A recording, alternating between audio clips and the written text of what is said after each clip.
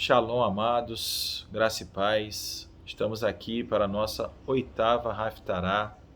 Haftará hoje do livro do profeta Obadias, que o livro do profeta Obadias tem apenas um capítulo, então vai de Obadias capítulo 1, do versículo 1 até o 21. É o menor livro do Velho Testamento, o livro do profeta Obadias, e a gente fazendo uma pesquisa sobre o profeta Obadias, o nome Obadias aparece em 7 vezes na nossa Bíblia.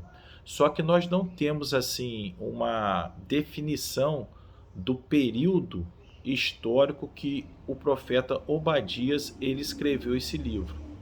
Nós temos citações de um Obadias que no livro de Reis, que era mordomo do rei Acabe, mas nós não podemos precisar que é o mesmo profeta Obadias.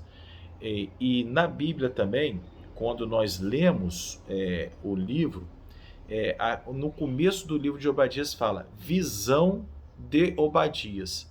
Então nós não temos como precisar quando ele teve essa visão, porque é uma visão até do cativeiro babilônico, mas a gente não sabe se ele viveu após esse cativeiro, antes do cativeiro, quando ele teve essa visão que fez ele escrever esse livro.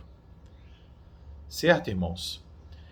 Obadias significa servo do Senhor, servo de Jeová. Então, nós vemos que Obadias era um homem que era servo, que estava a serviço do nosso Abba Pai. Então, meus irmãos, nós temos hoje mais uma Haftará do profeta Obadias, e o livro do profeta Obadias, como eu já disse, é o menor livro do Velho Testamento. Mas não por ele ser pequeno, ele deixa de ter uma grandeza e uma mensagem valiosa para nossas vidas. Então, nós vamos ler todo o livro de Obadias, que é muito pequeno, né? E vai do versículo 1 até o 21. Nós vamos, antes de começar a nossa leitura, nós vamos estar orando ao Senhor. Amado Deus, eterno Pai, muito obrigado, Deus, por mais essa oportunidade, ó Pai, de estarmos aqui, ó Pai, ministrando esse estudo, ó Deus. Que o Senhor possa estar me capacitando, ó Pai, que o Senhor possa estar abrindo as nossas mentes, os nossos corações, que o Senhor possa estar nos preparando, ó Pai, e que nós possamos absorver, ó Pai, um aprendizado valioso através do estudo desse livro do profeta Obadias, ó Pai.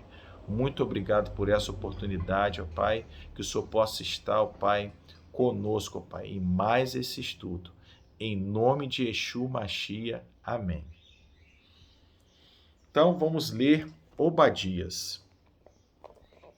Os pecados e o castigo de Edom e a restauração e felicidade de Israel.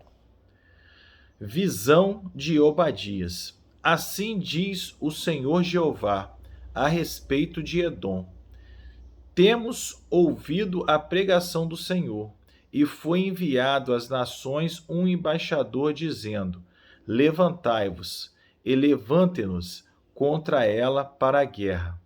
Eis que te fiz pequeno entre as nações, tu és muito desprezado. A soberba do teu coração te enganou, como o que habita nas fendas das rochas, na sua alta morada, que diz no seu coração: quem me derribará em terra? Se te levares como águia e puseres o teu ninho entre as estrelas, dali te derribarei, diz o Senhor. Se viessem a ti ladrões ou roubadores de noite, como estás destruído? Não furtaria o que lhes bastasse? Se a ti viesse os vindimadores, não te deixariam alguns cachos? Como foram buscados os bens de Esaú, como foram enquadrinhados os seus esconderijos. Todos os seus confederados te levaram para fora dos teus limites. Os que gozam da sua paz te enganaram, prevaleceram contra ti. Os que comem o teu pão puseram debaixo de ti uma armadilha. Não há em Edom entendimento. E não acontecerá naquele dia, diz o Senhor, que farei perecer os sábios de Edom, e o entendimento na montanha de Esaú. E os teus valentes, ó Temã, estarão atemorizados, para que da montanha de Esaú seja cada um exterminado pela matança.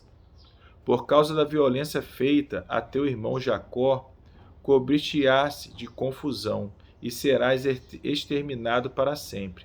No dia em que estivesse em frente dele, no dia em que os forasteiros levaram cativo o seu exército, e os estranhos entraram pelas suas portas, e lançaram sorte sobre Jerusalém, tu mesmo era um deles, mas tu não desvias olhar para o dia do teu irmão, no dia do seu desterro, nem alegraste sobre os filhos de Judá, no dia da sua ruína, nem alagar a tua boca no dia da angústia, nem entrar pela porta do meu povo, no dia da sua calamidade. Sim, tu não desvias o olhar, satisfeito para o seu mal, no dia da sua calamidade, nem estender as suas mãos contra o seu exército, no dia da sua calamidade, nem parar nas encruzilhadas para exterminares os que escapassem, nem entregar os que lhe restassem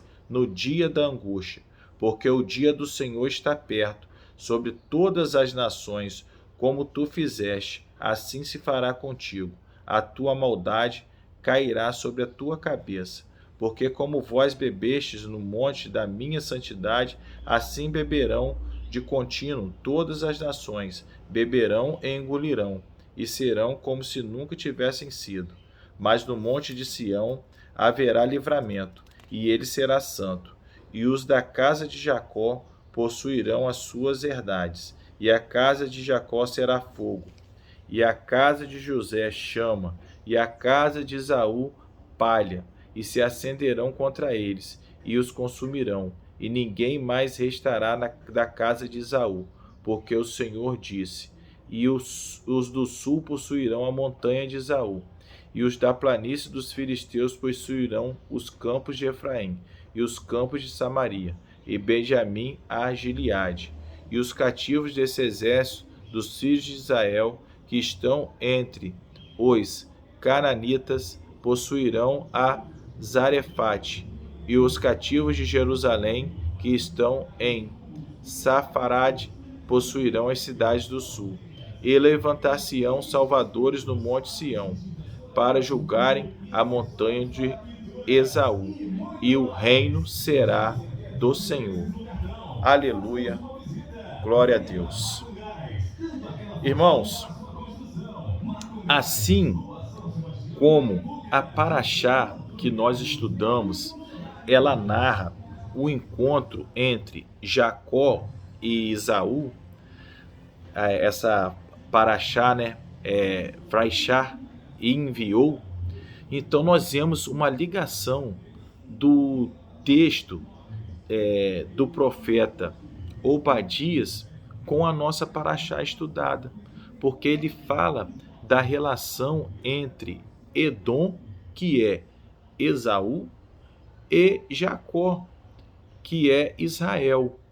E ele fala de como essas nações que foram criadas através desses dois irmãos gêmeos se tornaram inimigas, e de como, não pela intenção de Israel, mas sim como os edomitas, o povo de Edom, que veio de Esaú, eles nutriram um ódio por Israel, um ódio baseado no orgulho e nas feridas que não foram cicatrizadas. Então, assim nós vemos que, como na Paraxá, nós temos esse encontro de Esaú com Jacó, também conhecidos como Israel e Edom. O texto de Obadias, ele vai falar no início da visão do profeta a respeito da destruição de Edom pela mão de Deus. Obadias, ele escreve que essa destruição será tão completa que será ainda pior que se um ladrão cometesse um crime à noite, pois nem mesmo o ladrão destruiria tudo. Então nós vemos que a destruição de Edom vai ser uma destruição total, onde não vai ter continuidade esse povo.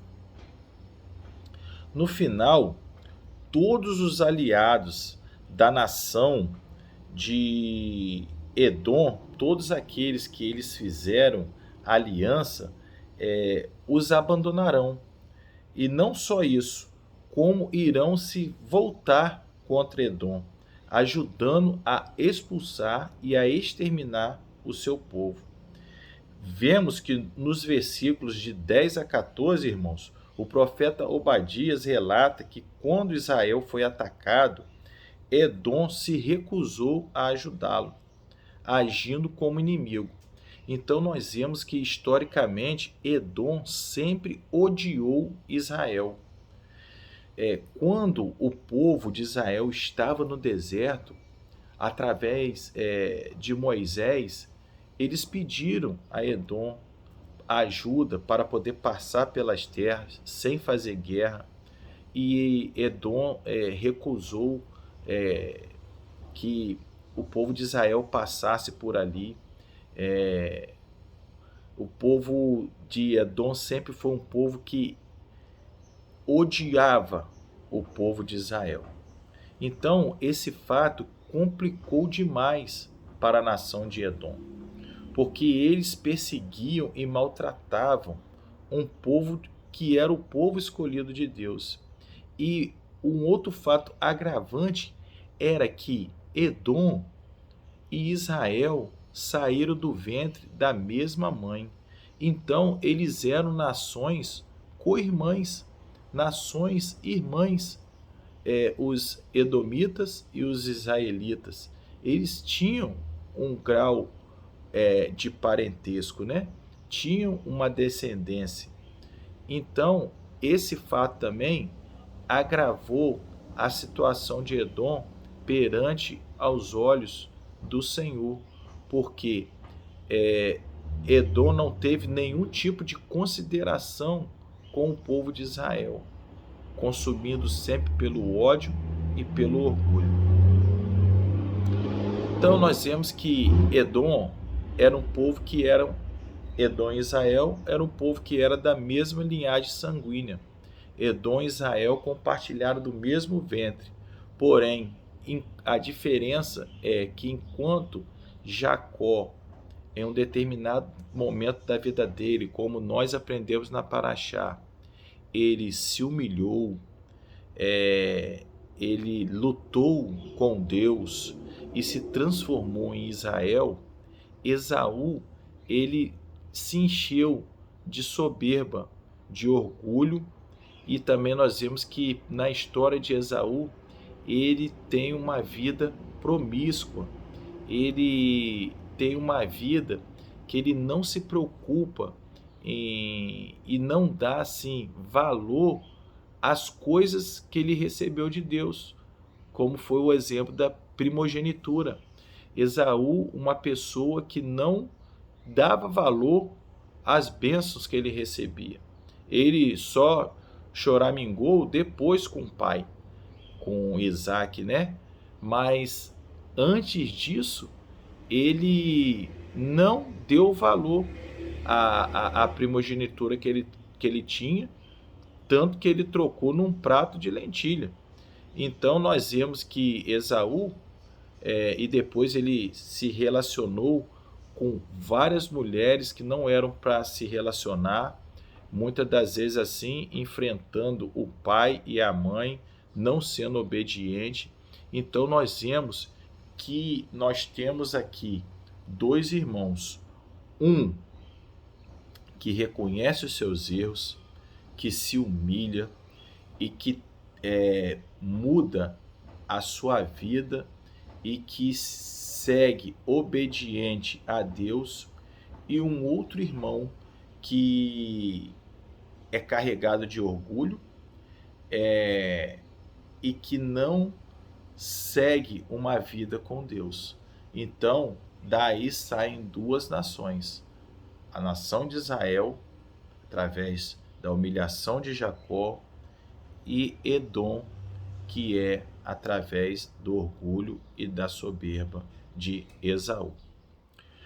Então, por essa forma implacável como os edomitas perseguiam os israelitas, sendo eles parentes, Edom foi coberto de vergonha e destruída para sempre. Os últimos versículos do livro de Obadias relatam a restauração de Israel e a aniquilação de Edom. No versículo 21, o profeta Obadias ainda nos dá uma profecia que Deus, que o Senhor, ele governará sobre as montanhas de Edom. Então reparem aqui que o profeta Obadias, ele não fala que vai ser um rei ou vai ser um homem do povo de Israel que vai reinar, mas o profeta Obadias diz que o governo será de Deus. Então, meus irmãos, eu digo para vocês que quem tem que governar a nossa vida é Deus. É a Ele que nós temos que entregar o governo da nossa vida. Nós aqui, nós temos nessa terra, nós temos as nossas obrigações, né? Como cidadãos, nós temos a nossa vida, as nossas leis que foram criadas pelo homem, que nós também devemos seguir, mas nós nunca devemos esquecer que nós somos governados pelo nosso Abba Pai e que nós temos as leis também criadas pelo nosso Abba Pai, e nós temos também a graça e a misericórdia de Yeshua HaMashiach. Então, o nosso governo tem que ser um governo de Deus, primeiramente, vindo de Deus. E o nosso ministro é o nosso Yeshua, o Filho amado que Deus nos deu para que morresse e que nos perdoasse de todos os nossos pecados. Amém? Então, reparem então, que o profeta diz que Deus governará. Que nós possamos sempre buscar o governo de Deus em nossas vidas e que o nosso governante seja sempre o nosso Abba Pai. Amém? O livro do profeta Obadias também, irmãos, relata uma questão muito séria e muito importante, que é a necessidade de sermos solidários entre os mais fracos diante de um opressor. Então, nós vemos ali que o povo de Israel, quando estava sendo perseguido pelo cativeiro babilônico, ele estava fragilizado, ele estava enfraquecido, e o Edom, ao invés de estender a mão para o seu irmão, Edom oprimiu ainda mais o povo. Muitas das vezes o povo ele tentava se esconder dos babilônicos, e os edomitas eles falavam aonde os israelitas estavam escondidos. Eles perseguiam, eles matavam os israelitas. Eles aproveitaram esse momento onde a Babilônia estava perseguindo, e também eles contribuíram para a matança e para a perseguição. Muitas vezes presenciamos algum tipo de perseguição, meus irmãos, do nosso próximo, seja no trabalho, seja no convívio social, ou até mesmo na igreja. Muitos se aproveitam disso para pisar e afundar mais a pessoa. Mas nós, como discípulos de Yeshua, devemos amparar os perseguidos. Assim aconteceu no tempo do cativeiro. Israel estava sendo perseguido, humilhado e destruído pelos babilônicos. E Edom estava gostando do que acontecia. Aproveitava para conquistar terras, matava e perseguia. E falava para os babilônicos onde os israelitas se escondiam. E faziam tudo isso. Eles faziam tudo isso por vingança, por não perdoar as brigas passadas. Nós podemos ver isso na segunda carta a Reis, no capítulo 8, de 20 a 22, que o povo de Edom, eles não perdoavam pelas brigas passadas. E aqui eu gostaria de levantar uma situação, que nós temos o episódio do encontro de Esaú com Jacó, onde Jacó leva vários presentes para o irmão, Jacó se humilha, pede perdão e Esaú o abraça e ali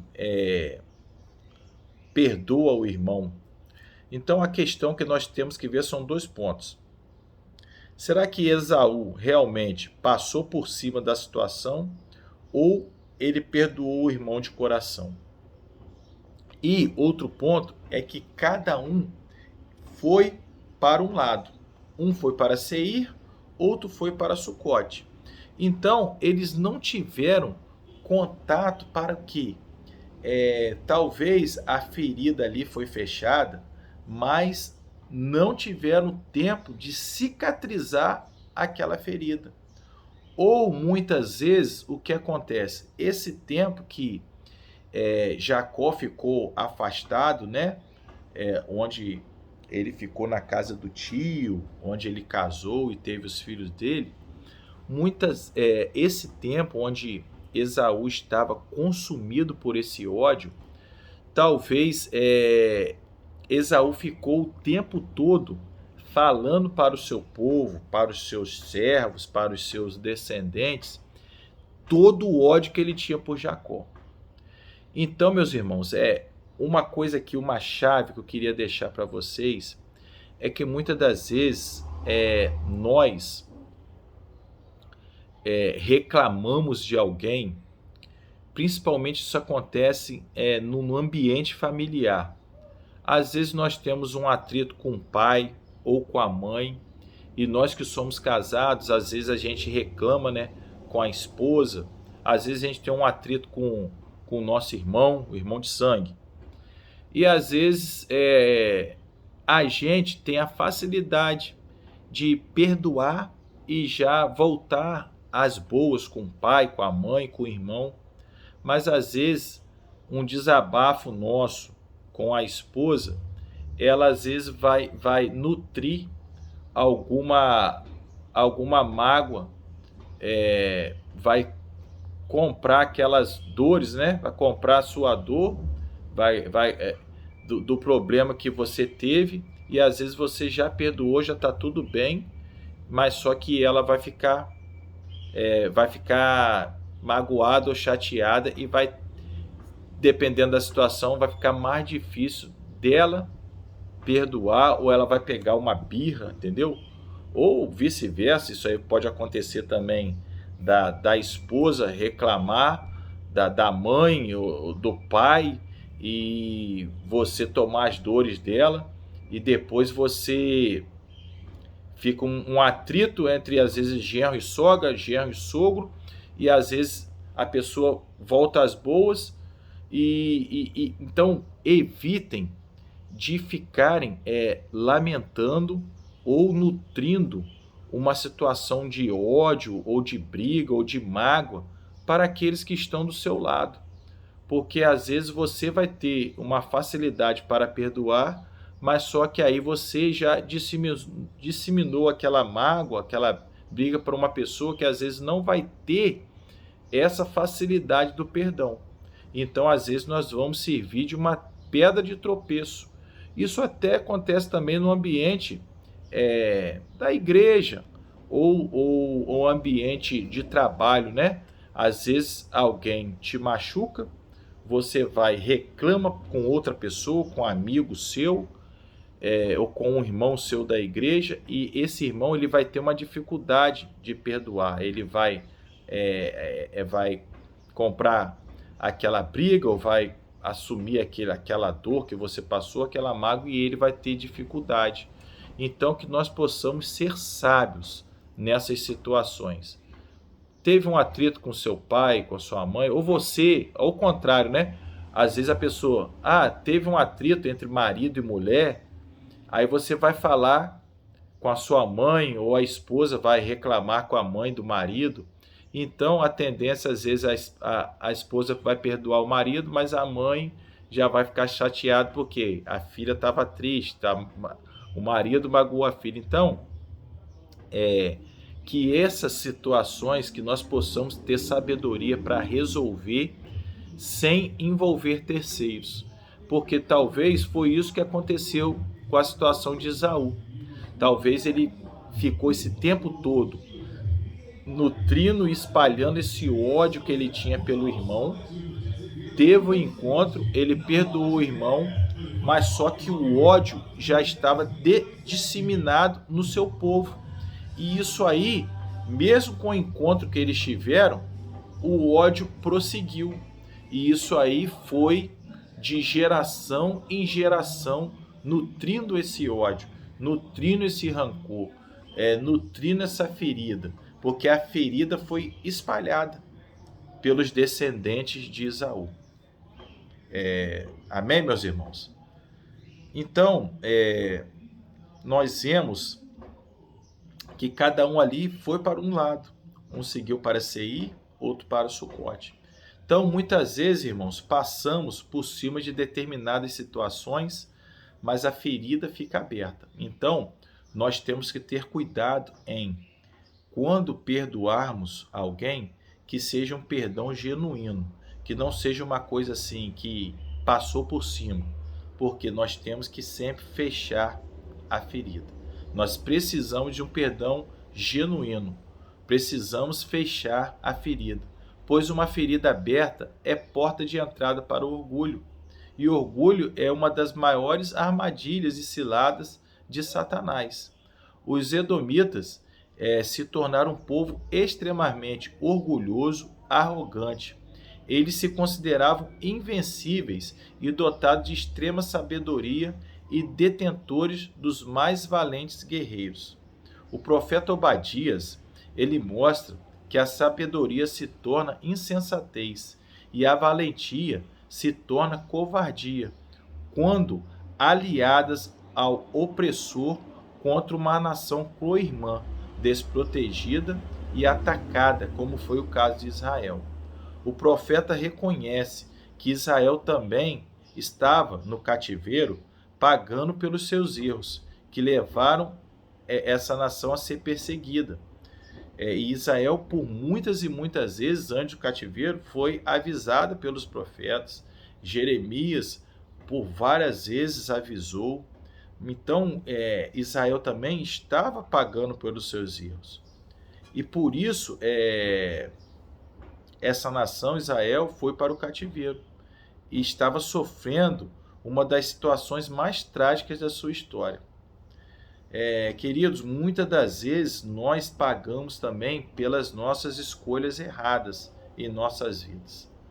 Só que, no entanto, que não sejamos como Edom, onde no momento em que Israel estava mais fragilizada, Edom foi incapaz de estender a sua mão para ajudar. Pelo contrário, Edom, no momento que mais Israel precisava de ajuda, Edom foi covarde e cruel. Que possamos aprender com esse riquíssimo texto de Obadias, meus irmãos. Que possamos estender a nossa mão quando o nosso próximo estiver fragilizado. E que o nosso Abba Pai possa ser o governo em nossas vidas. E que Yeshua possa ser sempre o nosso Rei, hoje e para sempre. Shalom, shalom e até a próxima, em nome de Yeshua.